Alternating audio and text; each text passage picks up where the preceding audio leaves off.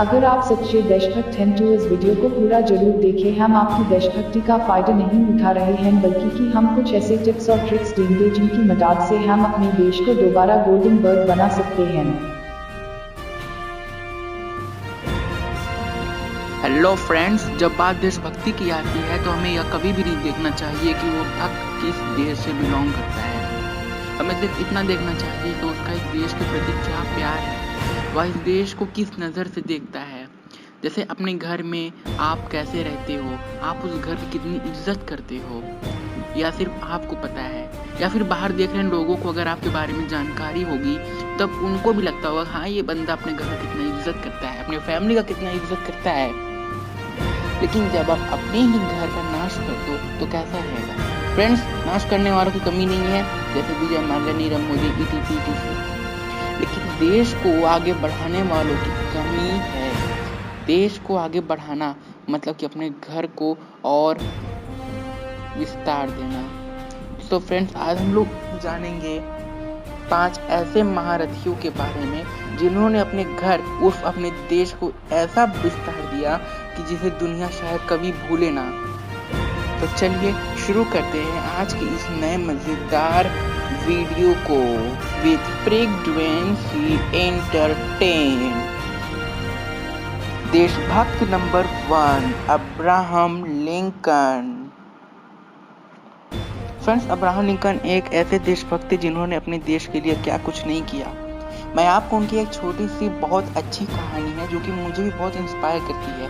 कभी कभी लगता है कि काश ऐसा अगर हर एक पॉलिटिशियन हो जाए तो देश का रुख ही बदल जाएगा, देश एक अलग मुकाम पे चला जाएगा, देशवासियों की सोच बदल जाएगी और नफरत जैसी लाठी टूट के चकनाचूर हो जाएगी। फ्रेंड्स, क्या हुआ कि डायलॉग बाजी करने का नहीं है।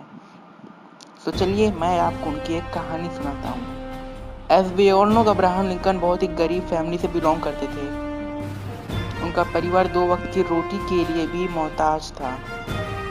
मतलब कि उनके घर में 2 वक्त की रोटी मिल जाना आज के टाइम में, उस समय के टाइम में देखा जाए बहुत बड़ी बात थी। और एक दिन ऐसा आया कि उनके घर में खाने का एक दाना तक नहीं था। अब्राहम लिंकन सबसे बड़े बेटे थे, वो अपनी जिम्मेदारियां समझते थे और यही बड़ा वजह था जो कि प्रेसिडेंट बनने के बाद उन्हें फॉलो करना पड़ा।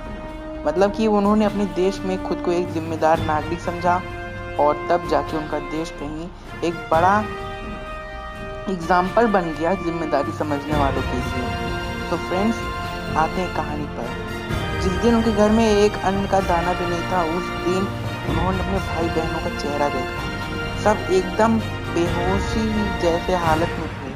अब्राहम लिंकन को यह देखकर बहुत ही दुख हुआ। तो उन्होंने डिसाइड किया कि आज वो खुद जाएंगे मछलियां पकड़ने। उनके घर से थोड़ी दूरी पर वो मछलियां पकड़ने के लिए गए। दोपहर का समय था। अब्राहम लिंकन जैसे ही अपने घर के आगे गए, मतलब घर से बाहर निकले, वहां पे कड़ी धूप थी। उन्होंने भगवान से प्रार्थना किया कि भगवान, आज के लिए मुझे कम से कम एक मछली दे दीजिए, या फिर हो सके तो आज मेरे परिवार का पेट भर दीजिए। बहुत मेहनत किया, तब जाके कहीं शाम हुई और तब जाके उन्हें एक मछली मिली। उनके जाल में सिर्फ एक ही मछली मिली। फ्रेंड्स, मछली मिली यह बात इम्पोर्टेंट नहीं रखता, इसके बाद असली कहानी की शुरुआत होती है। जब वो मछली लेकर अपने घर की तरफ आ रहे थे तभी उन्हें एक व्यक्ति आता दिखा। ऑब्वियस है, आपके दिमाग में अब लग रहा होगा कि यहीं पे कुछ ट्विस्ट होगा। तो हुआ कुछ ऐसा ही। उस व्यक्ति ने उनसे कहा कि would you like to give it to me, क्या तुम मुझे यह देना पसंद करोगे? इससे पहले अब्राहम लिंकन कुछ बोलते, उसने दोबारा कहा, मैं एक अमेरिकन सोल्जर हूँ और ड्यूटी की वजह से मैंने कई सालों से अच्छा खाना नहीं खाया है। आज तुम मछली पकड़ के लेकर आ रहे हो, मुझे लगा कि मुझे ले लेना चाहिए। क्या तुम मुझे इसे एक इनाम के रूप में ही देना चाहोगे? अब्राहम लिंकन को यह सुन के बहुत कंफ्यूजन हुई। एक तरफ उनका देश था और दूसरी तरफ उनका परिवार था। आप समझ सकते हैं कि उन्होंने मछली किसे दी होगी, लेकिन एक बार खुद को उस कंडीशन में रख के देखिए। एक बार खुद को अब्राहम लिंकन की जगह रख के देखिए, तब शायद आप समझ जाए कि उस समय उनके दिमाग और दिल में कैसी लड़ाई चल रही होगी। फ्रेंड्स, दिमाग ऑब्वियस ही कहेगा कि यह मछली तुम इन्हें दे दो, यह देश के रक्षक है। लेकिन दिल क्या कहता होगा उस समय कि नहीं, यह मछली तुम अपने परिवार वालों को दो, क्योंकि परिवार के सभी लोग भूखे हैं। अब्राहम लिंकन ने अपने दिल को बहुत समझाया और फिर धीरे से मछली उसके हाथ में रख दिया। मछली लेते समय उस आदमी ने कहा कि तुम एक दिन बहुत बड़े इंसान बनोगे। अब्राहम लिंकन घर आए, उनकी माता ने पूछा कि बेटा आज तुम मछली नहीं पकड़े हो क्या? तो उन्होंने अपने घर वालों को बताया कि क्या क्या हुआ था उनके साथ। फिर उन्होंने आगे पूछा कि माँ, क्या मैंने गलत किया? तो उनकी माँ ने कहा एकदम नहीं, तुमने बिल्कुल भी गलत नहीं किया, बल्कि यह तो बहुत अच्छी बात है। तुम एक आदर्श नागरिक हो, तुमने अपने सैनिकों का सम्मान किया है, मतलब कि तुम अपने देश के बहुत बड़े प्रेमी हो। यह मेरा तुम्हें आशीर्वाद है कि तुम एक दिन बहुत बड़े आदमी बनोगे। इतिहास गवाह है कि जिन्होंने अपने देश की सेवा की, देश ने भी उन्हें बहुत याद किया है। और यही हुआ था अब्राहम लिंकन के साथ। फ्रेंड्स, अब्राहम लिंकन को बाद में मार दिया गया। उसकी वजह बहुत ही टेढ़ी थी। हुआ यह था कि उन्होंने अमेरिकन सिविल वॉर को जब उन्होंने रोका, तो जिस एक्टर ने उन्हें मारा था वह उसके बिल्कुल भी वो बात उन्हें पसंद नहीं थी। इवन उनका एक भाई था एडविन बूथ, उन्होंने अब्राहम लिंकन के बेटे को एक रेलवे प्लेटफॉर्म से गिरने से बचाया था। लेकिन उन्हीं का बड़ा भाई अब्राहम लिंकन का कातिल बन गया। और रीजन क्या थी कि वह एक तरह से तानाशाही था।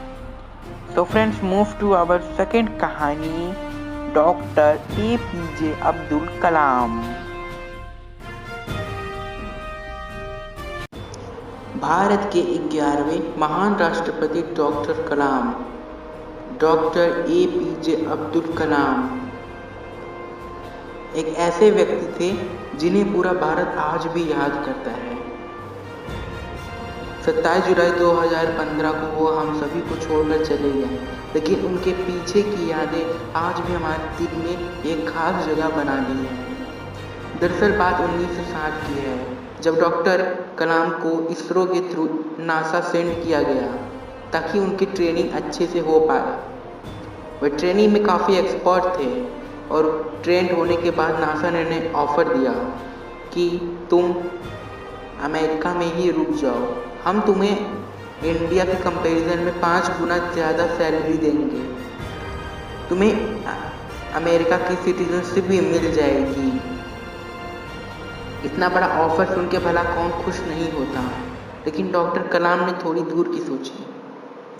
पहले तो वो काफ़ी घबराए हुए थे कि वे इंडिया जाएं या नहीं, लेकिन बाद में उन्होंने एहसास किया कि देश सेवा का मौका बहुत ही सुहाना अवसर है, हमें इसे गंवाना नहीं चाहिए, और वो वापस इंडिया आ गए।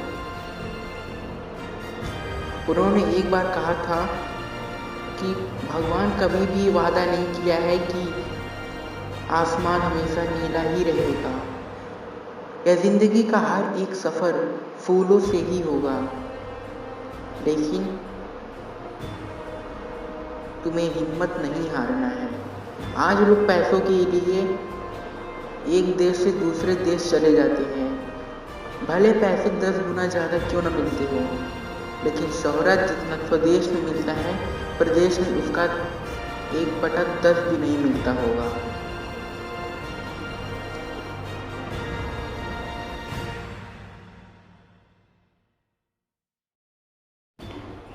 नंबर 3, सत्य और अहिंसा ही हमारे भगवान हैं। यह शब्द उस व्यक्ति का है जिसने मरते वक्त हे राम का नाम लिया था, जिसने लगभग पूरी उम्र देश सेवा में लगाई, और वह कोई और नहीं, भारत के राष्ट्रपिता महात्मा गांधी हैं। महात्मा गांधी को भूलना लगभग असंभव है। सिर्फ इतिहास के पन्नों पर ही नहीं, बल्कि हमारे दिल में भी उनके लिए जगह बन चुकी है। महात्मा गांधी एक ऐसे व्यक्ति थे जिन्होंने बिना लड़ाई झगड़े के देश को आज़ादी दिलाई। एल्बर्ट आइंस्टाइन ने यहाँ तक कहा था कि आने वाली नस्लें कभी इस बात पर यकीन ही नहीं करेंगी कि यहाँ पर ऐसा भी इंसान था जो कभी भी हिंसा का सहारा ना लिया हो। महात्मा गांधी एक ऐसे व्यक्ति थे जिन्हें 5 बार नोबेल प्राइज के लिए नॉमिनेट किया गया, लेकिन 5 बार किसी न किसी कारणवश उन्हें मिल नहीं पाया। इन्हीं के रास्ते पे चलने वाले जैसे Martin Luther king, Nelson Mandela, यान सांग सूकी जैसे महान लोगों को नोबेल प्राइज मिला। उन लोगों ने इन्हीं के रास्ते पर चलकर ही अपने अपने देश में अपना नाम रोशन किया। उम्मीद है आज से आप भी कभी भी लड़ाई झगड़ा नहीं करेंगे। आप भी इनके रास्ते पर चलकर ही अपनी मुश्किलों का हल निकालेंगे।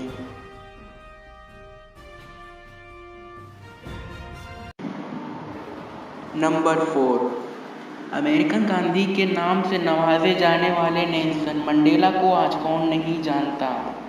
पूरे विश्व में उनका दबदबा बन चुका है। आज भले नेल्सन मंडेला हमारे साथ नहीं है, उनकी सीख और उनकी शिक्षा हमारे साथ है। Nobel prize winner Nelson Mandela ने किस तरह से अपने देश को आज़ाद कराया या उनसे अच्छा शायद और कोई भी नहीं जानता है।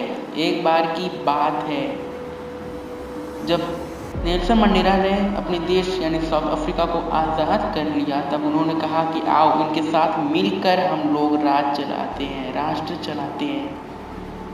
क्योंकि ब्रिटिशर्स ने उन लोगों पर बहुत अत्याचार किए, कितनों को मार डाला, कितनों को सजा दी, लेकिन नेल्सन मंडेला ने कहा हम ऐसा बिल्कुल भी नहीं करेंगे। सदियों पहले महात्मा गांधी ने कहा था आँख के बदले आँख पूरी दुनिया को अंधा बना देगी। ऐसे कठिन वक्त में नेल्सन मंडेला ने इस बात को प्रूव भी कर दिया। नेल्सन मंडेला का योगदान अभूतपूर्व है, हम उन्हें कभी भी नहीं भूल सकते। उनका यह योगदान हम लोगों को हमेशा याद रहेगा। नेल्सन मंडेला वाकई में एक सच्चे देशभक्त थे और उन्होंने अपनी देशभक्ति की किस तरह से सम्मान किया, अपने देशभक्तों का किस तरह से सम्मान किया, यह आज हम सभी अच्छी तरह से जानते हैं। शांति के लिए नोबेल प्राइज पाने वाले नेल्सन मंडेला वाकई में शांत स्वभाव के थे। अफ्रीका को आज़ाद कराने के बाद इन्हें पहला आज़ाद अफ्रीका का प्रेसिडेंट बनाया गया। साथ ही साथ इन्हें first black president of Africa के नाम से भी जाना जाता है।